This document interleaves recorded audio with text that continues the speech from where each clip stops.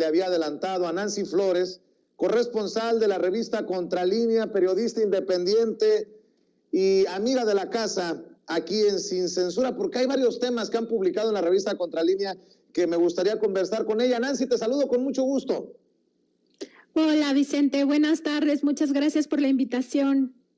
Oye, Nancy, a ver, después de la consulta popular, ustedes publican que la Corte Penal Internacional cuenta con suficiente evidencia para investigar y juzgar al expresidente Felipe Calderón por crímenes de lesa humanidad. Esto sigue siendo relevante porque en tiempos en que la gente quiere justicia, quiere juicio a los expresidentes, que no se nos olvide esto que está ahí pendiente en la Corte Internacional, ¿no?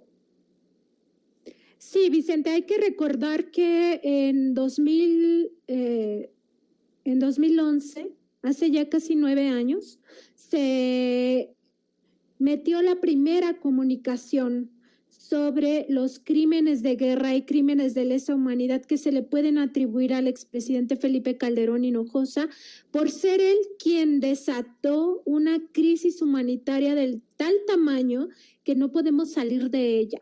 Es decir, esta primera comunicación es una denuncia formal que presentan ciudadanos, más de 20,000 firmas habían respaldado esta solicitud y básicamente se trata de decirle a la Corte Penal Internacional que en México no se tienen las herramientas para juzgar a personajes que han tenido una participación política tan relevante como es un presidente. Y justamente con el tema de la consulta, lo que nos queda claro es que el sistema mexicano ha estado hecho a la medida para que los criminales de todo tipo, es decir, desde aquellos que saquean las arcas nacionales y que cometen con ello delitos de carácter de corrupción, hasta los que cometen crímenes de lesa humanidad, tienen asegurada su impunidad, ¿no? En este caso estamos hablando de un expresidente que declaró una guerra, supuesta guerra contra el narcotráfico, que en realidad es una guerra, como todos lo hemos visto a lo largo de este tiempo, una guerra que benefició a uno de los cárteles, que es el cártel de Sinaloa. De hecho, hay evidencia, hay hasta un exsecretario de Seguridad Pública que está siendo enjuiciado en Estados Unidos por su asociación delictuosa con el cártel de Sinaloa. Precisamente estamos hablando de Genaro García Luna, quien fuera uno de los principales motores de la supuesta guerra contra el narcotráfico. Entonces, lo que nosotros evidenciamos en este trabajo, además, es un tema que hemos estado ya publicando desde el año pasado, que no se nos olvide que existe esta comunicación que está en la Corte Penal Internacional, más bien estas comunicaciones, porque son varias, donde se agregan mucho más evidencias, y entre las evidencias, fíjate, Vicente, que hay cosas muy interesantes, entre otras las, digamos, propias investigaciones que ha llevado a cabo la Comisión Nacional de los Derechos Humanos, donde se comprueba que agentes del Estado mexicano son responsables de crímenes de guerra y crímenes de lesa humanidad. ¿De qué estamos hablando? Bueno, de ejecuciones extrajudiciales, del uso de caravanas de la muerte, evidentemente llevadas a cabo por estos agentes del Estado mexicano, de hechos de tortura, de desaparición forzada, entre otros crímenes graves contra la humanidad, contra los derechos humanos. Entonces, es muy importante entender que si en la justicia mexicana no existen las condiciones para juzgar a los responsables de esos crímenes de guerra y crímenes de lesa humanidad, existen instancias internacionales, y en este caso sería la Corte Penal Internacional, donde ya hay denuncias presentadas, donde ya existen los antecedentes, donde ya hay un expediente, y lo único que falta es que la Corte pues se pronuncie al respecto, que se pronuncie sobre este tema. Así es, y sobre otros temas que están publicando, veía tu nombre incluido en este grupo de periodistas que están publicando basados en los documentos que da a conocer, que revela Wikileaks, esto sobre el Yunque, La exclusiva Wikileaks, querida Nancy Flores, el Yunque, sus métodos de contraespionaje, espionaje, contraguerrilla y manipulación social. Hace unos días platicábamos con Sósimo Camacho aquí y veo que se extiende también esta investigación exclusiva, especial de la revista Contralínea. Sí, somos prácticamente todo el equipo los que participamos en esta investigación de los archivos, 17,000, un poco más de 17,000 archivos a los que tuvo acceso Wikileaks y que comparte con 4 medios, entre ellos el de México, que es Contralínea. Y bueno, nos dedicamos a la tarea de rastrear todo lo que pudiera ser de interés de los mexicanos. Todavía tenemos, fíjate, varias entregas programadas de estos archivos porque tú te imaginarás, Vicente, que es muchísima información muy rica, muy valiosa para entender cómo se mueve la ultraderecha, no solamente en México, sino en el mundo. Estamos hablando de organizaciones que operan en 50 países con objetivos muy específicos. En el caso de lo que yo he publicado, que es en 2 partes, y hoy voy a traer otra parte también muy importante del Yunque, tiene que ver con cómo opera en España esta organización que es, digamos, hasta similar a lo que pasaría en México, porque estamos hablando de que esta organización es secreta, pero lo que implica ese secretismo. Y los testimonios a los que tuvimos acceso, uno de ellos es del filósofo y exyunquista López Luengos, que fue dado por válido en uno de los juicios contra la organización española Hazte Oír, este exyunquista revela a partir de su propia experiencia en el Yunque, más la experiencia de otros 30 testigos a los que entrevistó, pues cómo se maneja esta organización. Y estamos hablando de que realizan espionaje.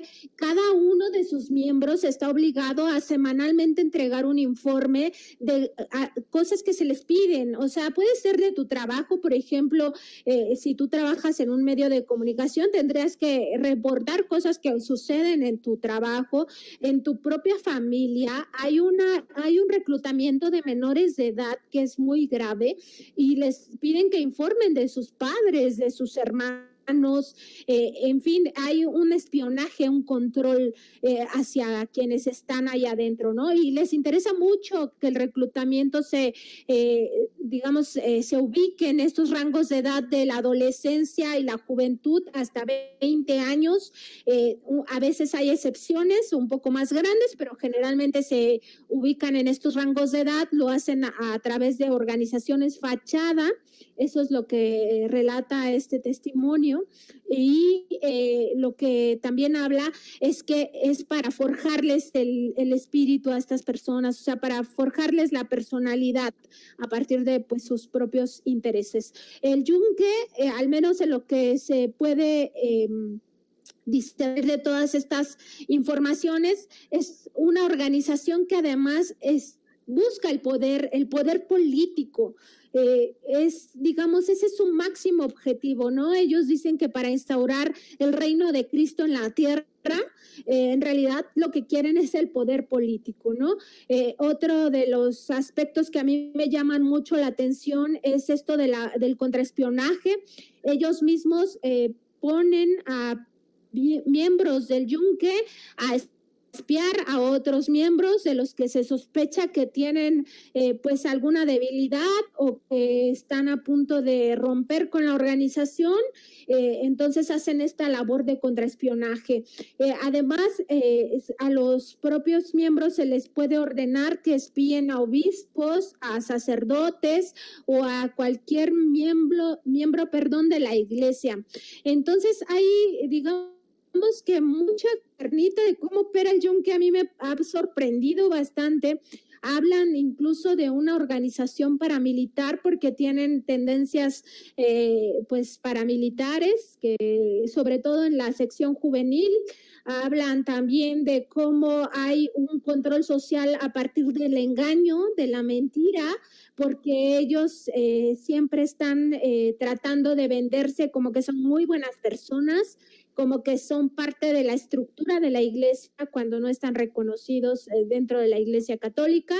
y en general que hay un engaño para justificar esto. Con ello logran además el respaldo o la cobertura de algunos obispos, de algunos sacerdotes, a los cuales, bueno, este testimonio dice que han engañado. La verdad es que a mí me parece que en estos rangos ya muy altos, pues no habría ningún engaño, pero bueno, esa ya es mi percepción a partir de todas las informaciones que he leído. Entonces sí es un mundo de información. Todo esto WikiLeaks lo hizo público el jueves. A nosotros nos permitió entrar a esos archivos con mucho tiempo de anticipación, pudimos ir recuperando cosas muy interesantes, sobre todo para entender cómo opera la derecha. La derecha se ayuda, se colabora a nivel internacional, no solamente es lo que tienen en cada país, sino a nivel internacional se van, digamos, ayudando. Y a mí hay una parte, fíjate, de este informe que me parece muy reveladora de cómo se exporta el modelo mexicano a España, porque ellos hablan de que hay una secretaría de información y que hay una secretaría de higiene, que es la que se encarga de la seguridad en todos los eventos y que les pide que dejen su coche aparcado a dos calles, que no entren más de 2 o 3 personas, que el recinto donde van a hacer su reunión secreta se vigile las ventanas, se vigile que no haya cámaras, que no entren con el celular, que le quiten la batería. Bueno, esto ya tiene su tiempo, ahora en muchos teléfonos ya no se les puede quitar la batería, pero cuando se podía, pues que le quitaran la batería, etcétera, etcétera, y esa Secretaría de Higiene también decidía quiénes se encargaban del tema de seguridad en esos actos. A mí me parece muy revelador porque en España hay que recordar que las instituciones no se llaman secretarías, se llaman ministerios, se llaman secretarías en México. Entonces me parece que es clave esto para entender cómo exporta la estructura desde México a partir de lo que pues la experiencia que ya se tuvo aquí. El yunque surge en México, de eso hay ya muchas investigaciones periodísticas, pero aquí se revelan estos testimonios que formaron parte de diversos juicios contra Hazte Oír. Pues estamos al pendiente de lo que están publicando, esto de ser el medio elegido para revelar esta información de WikiLeaks. Se lo mencionaba a Sósimo, te lo menciono a ti, Nancy, es solo una confirmación de que lo que están haciendo en la revista Contralínea está bien hecho. Felicidades, enhorabuena, éxito. ¿Y por qué no cerramos invitando a la gente para que busque precisamente lo que publican en la revista Contralínea y para que también te sigan en redes sociales? Muchas gracias, Vicente. Tú siempre tan generoso con Contralínea, con nuestras informaciones, y nosotros te lo agradecemos mucho. Estamos en www.contralinea.com.mx. Vamos a seguir con el tema del yunque, la ultraderecha, Hazte Oír, etcétera, etcétera. Y también estamos en Twitter como @Contralínea y mi Twitter es @Nancy_contra. Te agradezco mucho también a tu equipo, Vicente. Saludos a todos, Nancy, estamos al pendiente.